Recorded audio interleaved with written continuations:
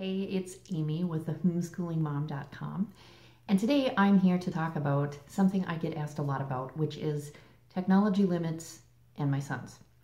I have two boys. They are 13 and 14, and people often want to know, well, how do you deal with technology and electronics and the internet and limits and screen time and all of that. So I'm here to tell you we don't have any limits, and I'm going to tell you the 3 reasons why that is. So number 1, I often hear from people, oh my gosh, you don't have any limits. Your boys are going to see something or hear something that they shouldn't. And that's true. They could. But they could also see something they shouldn't at Walmart or the state fair, or they could hear something that they shouldn't at church. And I have examples of all these things, in our life. These things have happened. So for me, I don't know. It's not a concern of mine.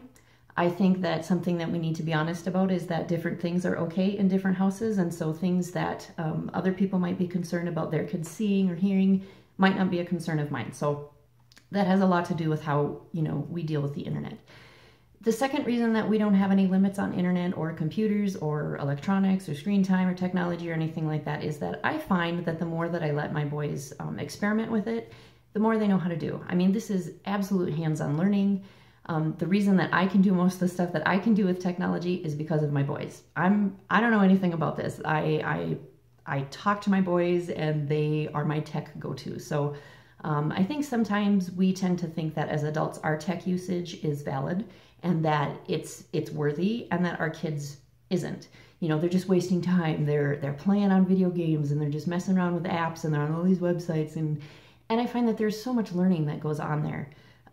It might not look like learning, but you really don't know what's going on in their head, and the things that they're doing on that website or that game or with that app might not really have to do with that website or that game or that app.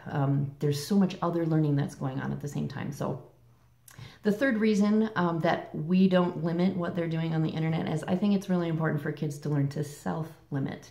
If I have a lot of rules in place and expectations in place and, all these things that you can do and can't do, I find that it's really hard for kids to figure out for themselves what's okay and what's not okay. And then what happens, when you get rid of those limits and you take away all those rules, what do they do?